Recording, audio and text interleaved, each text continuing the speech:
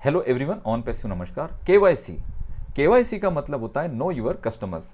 जितने financial department होते हैं वहां पर अपने कस्टमर्स के वेरिफिकेशन के लिए केवाईसी प्रोसेस की जाती है। और पिछले वेबिनार में मिस्टर ऐश ने हमें केवाईसी से रिलेटेड बहुत सारी इंफॉर्मेशन दी है और हमें ओ केवाईसी के बारे में बताया। और जैसे फाउंडर्स को ओ केवाईसी के बारे में पता चला, बहुत सारे फ़ोन कॉल्स और बहुत सारे क्वेश्चंस मैं रिसीव कर रहा हूँ।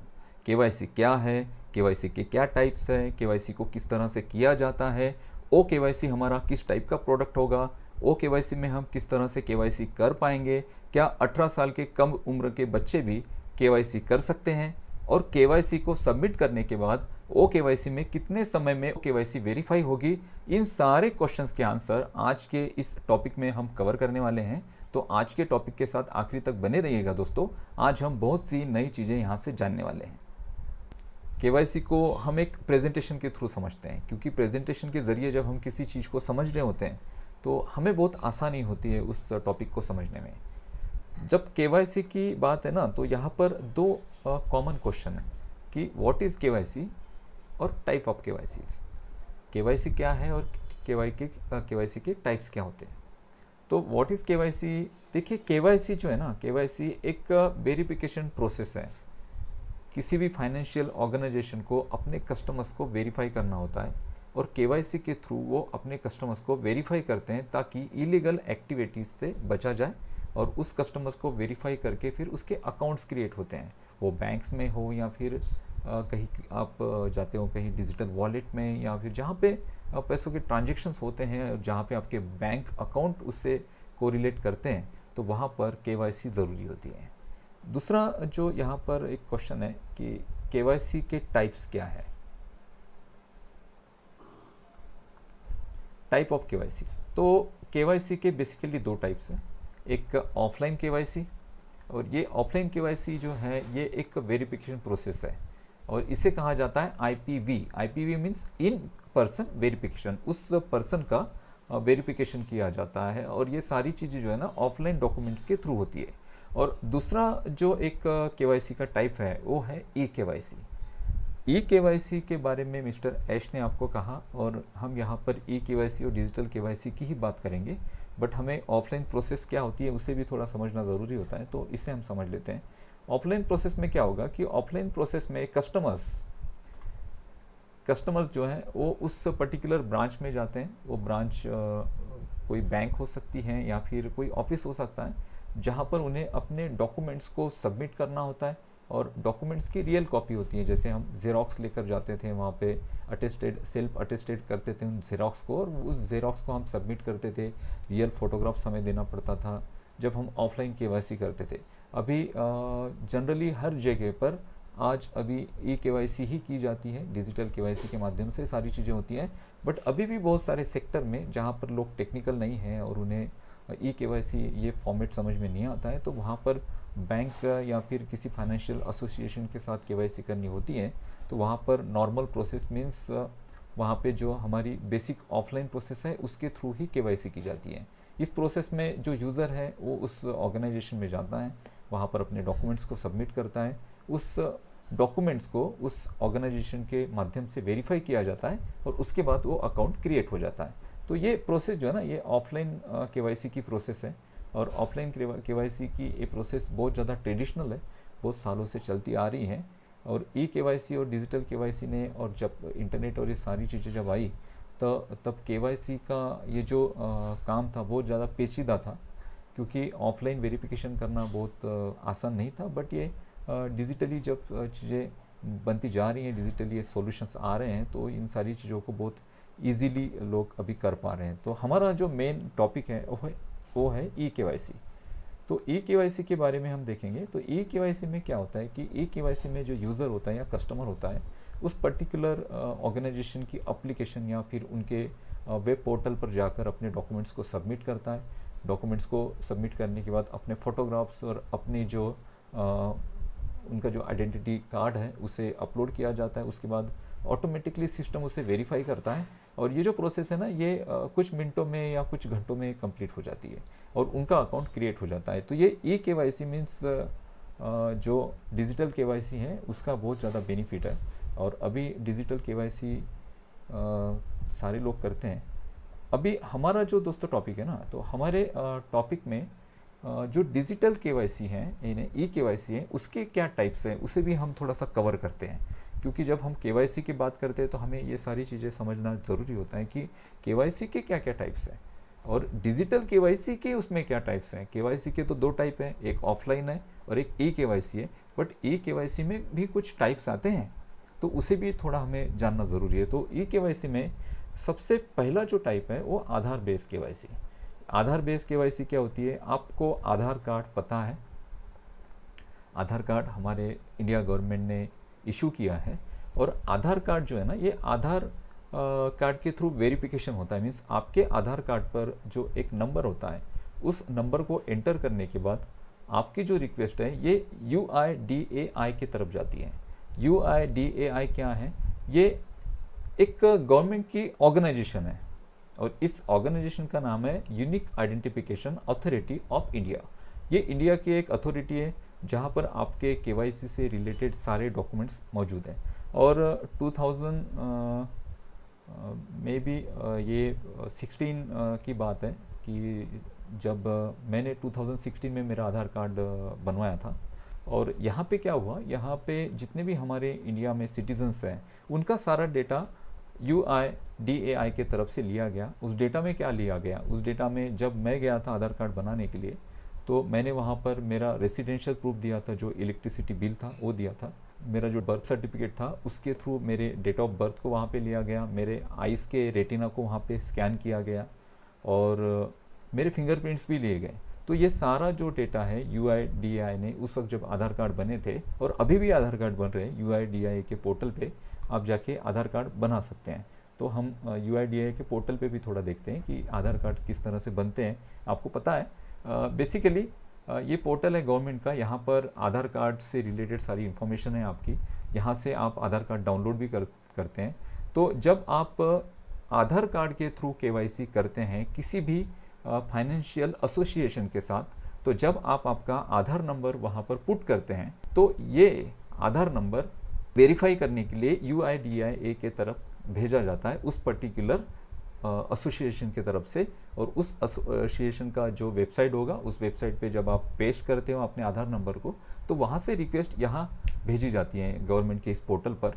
और उस रिक्वेस्ट को एक OTP के थ्रू वेरीफाई किया जाता है कि वो वही व्यक्ति है कि नहीं जो अपनी इन्फॉर्मेशन उस कंपनी को देना चाह रहा है। जैसे एग्जांपल मैं देना चाहता हूँ, जैसे मैं किसी डिजिटल वॉलेट पे अपना अकाउंट बनाना चाह रहा हूँ और वहाँ पे मुझे KYC की प्रोसेस को कंप्लीट करना है, तो वहाँ पे मैं क्या करूँगा, मेरी जो आधार कार्ड पर जो डिटेल है, जो नंबर है, उसे मैं वहाँ पर सबमिट करूँगा। और जैसे मैं वहाँ पे उसे सबमिट करता हूँ तो वहाँ से ये रिक्वेस्ट जाएगी UIDAI की तरफ। और यहाँ पर ये रिक्वेस्ट जाने के बाद यहाँ से मुझे एक OTP रिसीव होगा मेरे रजिस्टर्ड मोबाइल नंबर पर, जिस मोबाइल नंबर को मैंने आधार कार्ड बनाते वक्त उस प्रोसेस में दिया था। और वहाँ पे एक OTP जैसे मेरा जनरेट होता है, तो OTP जनरेट होने के बाद उस OTP को मैं एंटर करता हूँ। OTP को एंटर करने के बाद जिस वेबसाइट पर, जिस फाइनेंशियल वेबसाइट पर मैं अपनी KYC करना चाह रहा हूँ, तो उन्हें ये UIDAI की तरफ से परमिशन मिल जाती है मेरे डेटा को पढ़ने के लिए, रीड करने के लिए और वेरीफाई करने के लिए। तो ये UIDAI के तरफ से ये KYC होती है। और ये UIDAI बहुत बड़ी ऑर्गेनाइजेशन है जहाँ पर हमारा सारा डेटा फीड है। और बेसिकली यहाँ पे जो कस्टमर सर्विस होती है, जैसे बैंक अकाउंट्स, मोबाइल कनेक्शन, इसके लिए लोग KYC करते हैं और बहुत सारे डिजिटल वॉलेट्स में भी KYC करते हैं। और इसमें भी दो टाइप्स हैं। जैसे ये मैं आधार बेस्ड KYC आपको बता रहा हूँ, इसमें भी दो टाइप्स हैं। इसमें एक टाइप है OTP बेस्ड, जहाँ पर OTP के थ्रू वेरिफिकेशन होता है, और दूसरा है बायोमेट्रिक बेस्ड। मीन्स आपने जब आधार कार्ड बनाया था तब जब आपने बायोमेट्रिक्स आपके स्कैन हुए थे, आपके जो फिंगरप्रिंट स्कैन हुए थे, तो कहीं पर बहुत सारी जो ऑर्गेनाइजेशन है, बेसिकली जो ऑफलाइन KYC की जाती है अभी, तो ये बायोमेट्रिक्स के थ्रू होती है। एक डिवाइस होता है बायोमेट्रिक्स का उस पर्टिकुलर ऑर्गेनाइजेशन के पास, और उस डिवाइस पे आपके फिंगर्स को स्कैन करके भी वो KYC एक होती है। तो ये भी KYC डिजिटल KYC का एक पार्ट है। दूसरा है जैसे ये आधार कार्ड बेस्ड जो KYC है, ये KYC का पार्ट है। दूसरा है डिजिटल KYC। डिजिटल केवाईसी क्या होती है, मीन्स अभी इस टॉपिक को हम डिजिटल केवाईसी कह सकते हैं, ई केवाईसी कह सकते हैं, but e KYC means electronic KYC, और इलेक्ट्रॉनिक केवाईसी के कुछ छोटे छोटे टाइप्स हैं, जैसे आधार बेस्ड केवाईसी हैं, डिजिटल केवाईसी है, वीडियो केवाईसी हैं, उसके बाद सेंट्रल केवाईसी, और उसके बाद इन ऐप केवाईसी, ये सारी चीज़ें हैं। तो हम अभी आधार कार्ड को हम समझ चुके हैं, तो अभी हम डिजिटल केवाईसी को समझेंगे। तो ये जो डिजिटल केवाईसी है, इसका भी जो वेरिफिकेशन है ना, ये आपके आधार बेस पे ही होता है। बट यहाँ पर क्या करना पड़ता है, यहाँ पर आपको OVD means official valid documents, जैसे Aadhaar card, PAN card, passport, driving licence, ये सारे डॉक्यूमेंट्स सबमिट करने पड़ते हैं। और ये सारे डॉक्यूमेंट्स सबमिट करने के बाद कस्टमर्स की जो आइडेंटिटी है उसका वेरिफिकेशन रियल टाइम में किया जाता है। और ये प्रोसेस जो है ना, ये फ्लेक्सिबल प्रोसेस होती हैं, क्योंकि कस्टमर्स जो है ना अपने डॉक्यूमेंट मीन्स अपने ऑफिशियल वैलिड डॉक्यूमेंट जैसे सबमिट करते हैं तो ये प्रोसेस स्टार्ट हो जाती है। और ये प्रोसेस हाईली सिक्योर होती है डिजिटल केवाईसी की। तो आधार बेस एक केवाईसी है। आधार बेस केवाईसी में सिर्फ आधार नंबर को ही एंटर किया जाता है और एक OTP के थ्रू या फिर बायोमेट्रिक के थ्रू केवाईसी जो है ना वेरिफिकेशन प्रोसेस हो जाता है। बट डिजिटल केवाईसी में आपको आपका आधार कार्ड, पैन कार्ड, पासपोर्ट और ड्राइविंग लाइसेंस, ये सारे डॉक्यूमेंट्स आपको देने पड़ेंगे और इसे वेरीफाई किया जाएगा और बाद में इस केवाईसी को आपको अप्रूव करके दिया जाएगा उस पर्टिकुलर ऑर्गेनाइजेशन की ओर से। तीसरा जो यहाँ पर टाइप है वो है वीडियो केवाईसी। वीडियो केवाईसी क्या होती है, जैसे कोविड शुरू हुआ था 2020 में, और RBI ने अलाउ किया था बहुत सारे फाइनेंशियल जो ऑर्गेनाइजेशन है उन्हें, जैसे बैंक्स हो गई या फिर प्राइवेट या फिर गवर्नमेंट बैंक हो गई या फिर बहुत सारी जो डिजिटल वॉलेट्स हैं और जहाँ पर ट्रांजेक्शन्स होते हैं, उन्हें अलाउ किया गया था कि जो कस्टमर्स हैं अभी लॉकडाउन के और पेंडेमिक के वजह से नहीं जा पाते हैं बैंक, तो उनकी वीडियो केवाईसी की जाए। अब वीडियो केवाईसी किस तरह से की जाती है, जब आप किसी बैंक में, मान लीजिए कि आपके एरिया से वो बैंक दूर है 200 किलोमीटर, 300 किलोमीटर, 100 किलोमीटर, और वहाँ पे आप आपका एक बैंक अकाउंट बनाना चाहते हैं, तो वहाँ पर जब आप उनका ऑनलाइन फॉर्म फिल करेंगे तो वहाँ पे आपकी वीडियो केवाईसी होती है।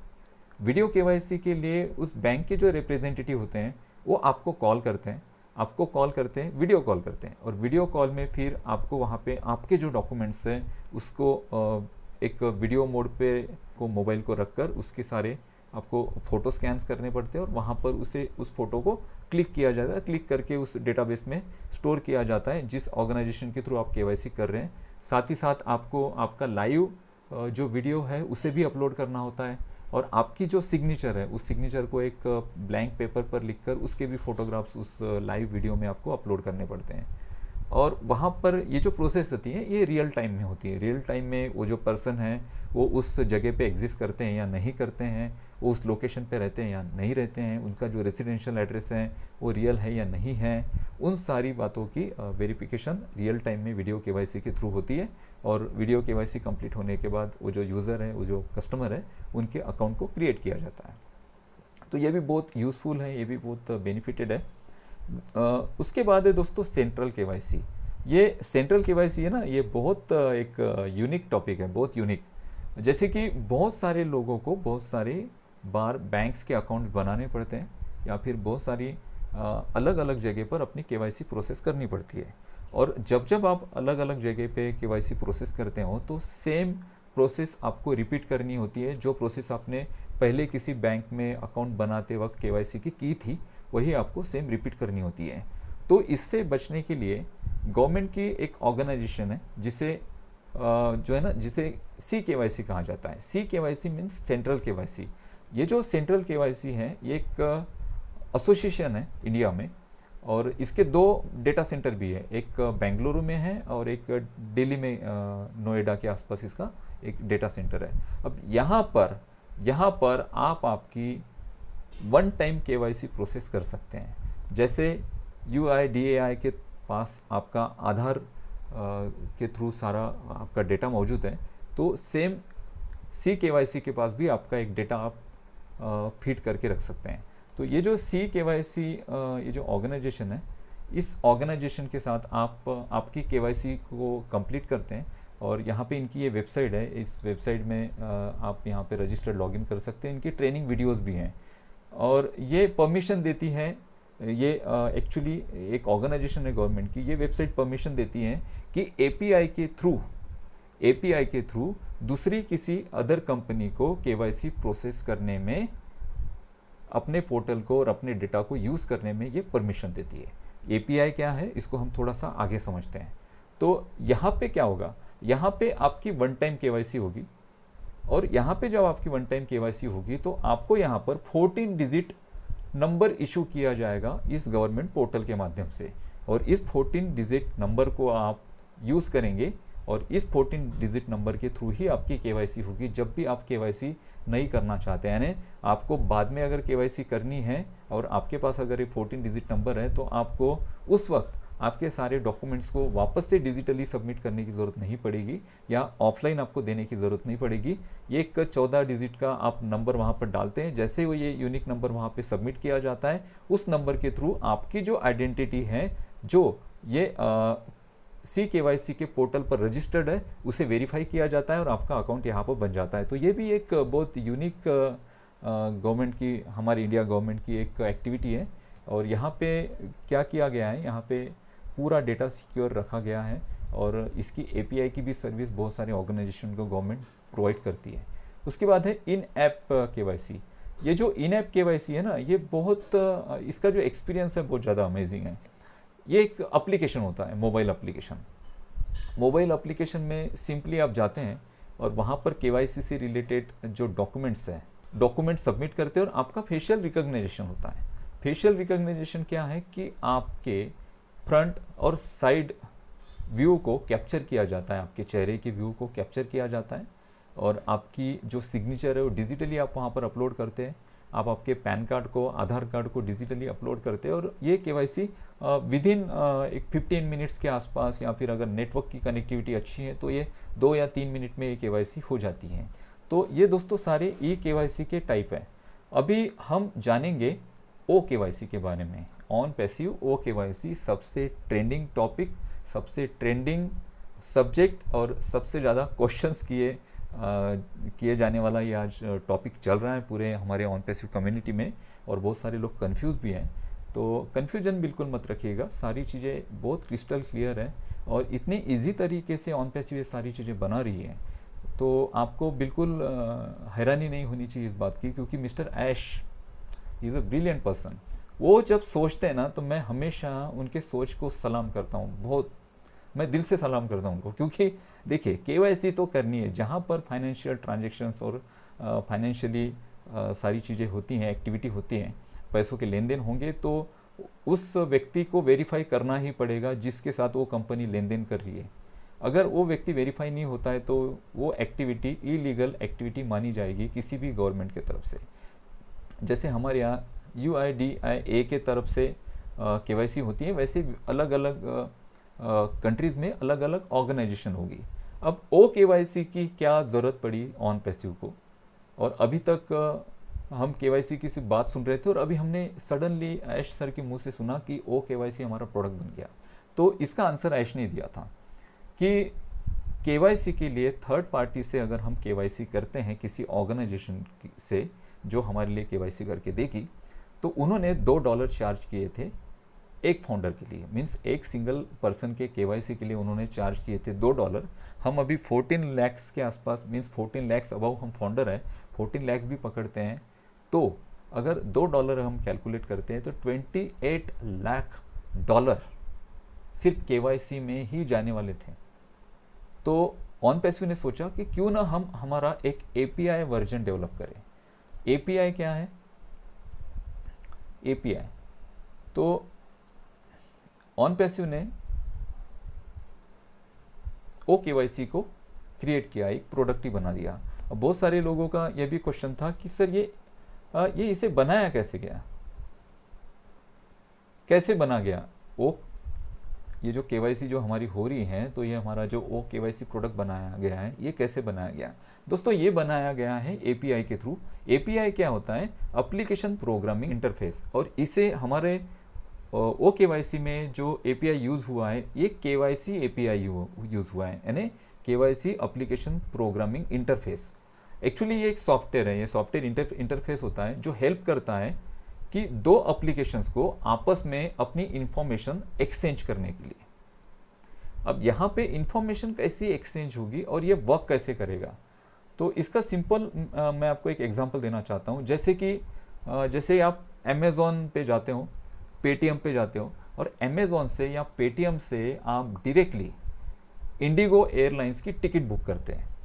अब अमेज़ॉन की तो खुद की एयरलाइन नहीं है, या फिर पेटीएम की भी खुद की एयरलाइन नहीं है, फिर पेटीएम से या फिर अमेज़ॉन से आप इंडिगो एयरलाइन की एयर टिकट को किस तरह से बुक कर सकते हैं। तो एक्चुअली क्या होता है कि एग्जाम्पल, अमेज़ॉन से अगर आप इंडिगो एयरलाइंस की टिकट बुक करते हैं तो अमेज़ॉन और इंडिगो एयरलाइन, इनके दोनों के जो एप्लीकेशन प्रोग्राम इंटरफेस हैं, यानी इनके जो सॉफ्टवेयर्स है, ये सॉफ्टवेयर्स आपस में कनेक्टेड है और एक दूसरे को डेटा शेयर करते हैं। जैसे आप अमेज़ॉन पे आप टिकट बुक करने के लिए जाते हैं तो आपकी रिक्वेस्ट वहाँ से कनेक्ट हो जाती है इंडिगो के एप्लीकेशन के साथ, जो एप्लीकेशन प्रोग्रामिंग इंटरफेस है उसके साथ, और वहाँ से आपकी टिकट बुक हो जाती है।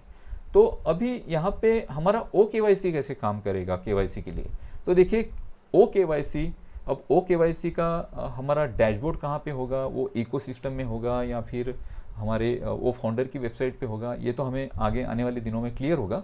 लेकिन जब आप eKYC करेंगे तो eKYC करने के क्या ऑप्शंस होंगे वहाँ पे, तो क्या ऑप्शंस होंगे, तो मे बी अगर पूरी तरह से आधार बेस्ड KYC होती है तो मे बी आपको सिर्फ एक आधार कार्ड नंबर की ज़रूरत है, सिर्फ आधार कार्ड नंबर की। आधार कार्ड नंबर के अलावा आपको कुछ नहीं चाहिए अगर आधार बेस होती है। अगर डिजिटल KYC होती है तो आपको आपका आधार कार्ड, पैन कार्ड या फिर आपका ड्राइविंग लाइसेंस या फिर आपका पासपोर्ट, और ये सारी चीज़ें वहाँ पे अपलोड करनी पड़ेगी, आपके फ़ोटोग्राफ्स को अपलोड करना पड़ेगा, और आपका फेशियल वेरिफिकेशन भी होगा अगर डिजिटल KYC होती है तो डिजिटल होती है या फिर आधार बेस्ड होती है, तो इसे देखना पड़ेगा। आने वाले दिनों में ये सारी चीज़ें क्लियर होगी। बट जो भी वहाँ पर ऑप्शंस होंगे, हम जब वहाँ पर KYC करेंगे तो हमारा OKYC ये प्रोडक्ट वर्क कैसे करेगा। जैसे ही हम वहाँ पे हमारे KYC के लिए हमारा आधार नंबर एंटर करते हैं तो OnPassive ने क्या किया है, OnPassive ने KYC API बना दिया है। KYC एक API डेवलप हुआ, हमारे जो सॉफ्टवेयर इंजीनियर्स हैं जो हमारे हैदराबाद में हैं, उन्होंने एक API डेवलप किया और ये KYC API है। और ये जो एप्लीकेशन प्रोग्रामिंग इंटरफेस है, इसकी कनेक्टिविटी उस पर्टिकुलर API के साथ शेयर हुई जिस API से डेटा वेरीफाई होना है। और इंडिया में किस API से डेटा वेरीफाई होना है, इंडिया में वेरीफाई होना है आधार कार्ड के थ्रू। तो क्या होगा कि ये एप्लीकेशन प्रोग्रामिंग इंटरफेस जो है OnPassive का, जिसे OKYC कहा जाता है, इसे UIDAI की तरफ से एक API की रिसीव होगी, और जैसे ही कोई कस्टमर अपने आधार कार्ड को सबमिट करेगा तो ये रिक्वेस्ट जाएगी UIDAI के तरफ, और UIDAI एक OTP के थ्रू उसे वेरीफाई करेगा, और वेरीफाई करने के बाद वो जो डेटा है उस कस्टमर का, वो डेटा OKYC को फॉरवर्ड कर देगा। और ये जो सारी चीज़ें हैं, ये सारी चीज़ें डिजिटली होती है, और हम AI टेक्नोलॉजी के साथ चल रहे हैं, तो आपको ज़्यादा मुझे AI के बारे में बताने की ज़रूरत नहीं है। ये प्रोग्रामिंग ही इस तरह से की जाती है कि इलेक्ट्रॉनिकली ये सारी चीज़ें और ये सारा वेरिफिकेशन हो जाता है, और तो इस तरह से हमारा OKYC जो है ना काम करेगा। तो इसके बाद दोस्तों कुछ डॉक्यूमेंट्स की भी रिक्वायरमेंट होगी, कुछ डॉक्यूमेंट्स भी तो हमें रखने पड़ेंगे ना KYC के लिए। तो बेसिकली KYC के लिए आधार कार्ड, ड्राइविंग लाइसेंस और पासपोर्ट, ये 3 डॉक्यूमेंट्स तो आपके पास होने चाहिए। फ़ोटोग्राफ्स तो हम ऑनलाइन डायरेक्टली वो फोटोग्राफ शूट होगा, और अगर ये आधार बेस होता है तो इन सारी चीज़ों की भी ज़रूरत नहीं पड़ेगी, सिर्फ एक आपके आधार कार्ड के थ्रू ये सारी चीज़ें होती हैं। तो और इसमें कुछ क्वेश्चंस भी हैं हमारे फाउंडर्स के मन में, कुछ क्वेश्चंस हम समझ लेते हैं। सबसे पहला क्वेश्चन जो मैंने बहुत बार रिसीव किया कि सर हमारा जो आधार कार्ड पे नाम है वो अलग है, और जिस नाम के थ्रू हमने OnPassive में फाउंडरशिप ली थी वो नाम अलग है। और मैंने दोस्तों आज से 6 महीने पहले भी जब ये KYC की बात उठी थी, तब भी मैंने आप लोगों को कहा था, आपको किसी भी जहाँ पर फाइनेंशियल एक्टिविटी होती है, कहीं पर भी जो आपके फाइनेंशियल लेन देन होते हैं किसी भी बैंक के साथ या फिर किसी ऑर्गेनाइजेशन के साथ, तो आपके आधार कार्ड पर जो नंबर है, आपके आधार कार्ड पर जो नाम है, उसी नाम को आपको कंसिडर करना है आपका नाम वहाँ पर फिल करने में। तो बहुत सारे लोगों ने क्या किया है कि आपने नाम से ऑन पैसिव इकोसिस्टम में अकाउंट बनाया, तो उनका वहाँ पर नाम अलग है और आधार कार्ड पर अलग है। तो सिंपली एक काम करिए, आधार कार्ड का नाम तो आप चेंज नहीं कर पाएंगे, बट आधार कार्ड पर जो आपका नाम है सेम वैसा ही नाम आपके इकोसिस्टम में एडिट करके रख दीजिए। ये प्रॉब्लम, ये समस्या यहाँ पे सॉल्व हो जाएगी। दूसरा ये है कि केवाईसी कितना समय लेगी अप्रूव होने के लिए। जब हम ओ केवाईसी में हमारी केवाईसी सबमिट करेंगे तो कितना समय लगेगी। देखिए ये इलेक्ट्रॉनिक प्रोसेस है सारी, ये बहुत इमीडिएट ये सारी चीज़ें होती हैं। मे बी 10 मिनट 15 मिनट, ज़्यादा से ज़्यादा 1 घंटा या 2 घंटे। ये डिपेंड करता है कि उस पर्टिकुलर वेबसाइट पर ट्रैफिक कितना आ रहा है, कितने लोग वहाँ पर केवाईसी कर रहे हैं और वेरिफिकेशन प्रोसेस में कितना समय लग रहा है, उस पर ये सारी चीज़ें डिपेंड करती है। बट डिजिटल केवाईसी हो, आधार बेस्ड केवाईसी हो, ये केवाईसी विद इन कुछ मिनटों में या कुछ घंटों में ये अप्रूव हो जाती है। उसके बाद क्या बच्चों की केवाईसी हम कर सकते हैं? तो देखिए इंडिया में आधार कार्ड की अगर बात करें तो 1 साल के बच्चों के भी आधार कार्ड्स बन रहे हैं। बैंक अकाउंट मुझे नहीं लगता है कि 1 साल के बच्चों के होंगे। बैंक अकाउंट जो 7th और 8th क्लास में जो स्टूडेंट हैं उनके स्कूल के या फिर स्कूल के थ्रू आधार कार्ड बन गए थे और स्कूल के थ्रू ही उनके बैंक अकाउंट्स बन गए थे। अगर आपके बच्चों का आधार कार्ड है और आपके बच्चों का बैंक अकाउंट भी है तो आप उनके नाम से केवाईसी कर सकते हैं डेफिनेटली, कोई दिक्कत नहीं आएगी, कोई प्रॉब्लम नहीं आएगी। अगर आपके बच्चों का सिर्फ आधार कार्ड है और उनके नाम से बैंक अकाउंट नहीं है तो आपके बच्चों का अकाउंट जब तक उनके नाम से बैंक अकाउंट क्रिएट नहीं होता है, जब तक वो बालिग नहीं होते हैं, तब तक आप ही उसे हैंडल करिए। इसमें कुछ ज़्यादा आपको कंफ्यूज होने की ज़रूरत नहीं है, सिंपल समझिए। अगर आपके बच्चों का आधार कार्ड और बैंक अकाउंट है तो उनके नाम से आप केवाईसी कर सकते हैं। अगर आपके बच्चे का सिर्फ आधार कार्ड है, बैंक अकाउंट नहीं है, तो उनकी केवाईसी आप आपके ही नाम से करिए, आप ही उनके अकाउंट को ऑपरेट करें जब तक वो 18 ईयर प्लस नहीं होते हैं। 18 ईयर प्लस होने के बाद या फिर बैंक अकाउंट अगर 18 ईयर के पहले उनका बन जाता है तो वहाँ पे फिर ऑन पैसिव की तरफ से कुछ प्रोविज़न होगा और बहुत सारे प्रोविजंस आने वाले हैं, बहुत सारी अपडेशंस होगी। और अभी जो सिनारियो चल रहा है, इस सिनारियो से रिलेटेड जो चीज़ें हैं ना, ये सारी चीज़ें हमारे सामने डिस्कस होगी। तो ये केवाईसी से रिलेटेड दोस्तों इन्फॉर्मेशन मुझे आपको देनी थी। और यहाँ पे केवाईसी ये जो टॉपिक है हमने जितना हो सके उतना हमने क्लियर किया। और केवाईसी किस तरह से की जाती है, केवाईसी क्या होती है, इससे रिलेटेड सारे क्वेश्चंस आपके सॉल्व हो चुके होंगे। आशा करता हूँ कि इस वीडियो के माध्यम से आपको बहुत सारी इन्फॉर्मेशन मिली होगी और ये इन्फॉर्मेशन आपके लिए यूज़फुल रही होगी। अभी जो हम जिस फेज़ में हैं, इस फेज़ में बहुत सारा एक्साइटमेंट है। सेफ़ रहिएगा, सिक्योर रहिएगा और आपके जो ईमेल एड्रेसेस हैं उनके जो पासवर्ड्स हैं, आपके गूगल अकाउंट, उसको किसी के साथ मत शेयर करिए। आपके गूगल अकाउंट के साथ अगर आपने रिकवरी ईमेल एड्रेस और रिकवरी मोबाइल नंबर अभी भी नहीं लगा के रखा है तो उसे आप अटैच करके रखिए और इकोसिस्टम में रेगुलर विजिट करते रहिए और बने रहिए ऑन पैसिव के साथ, क्योंकि यहाँ से हम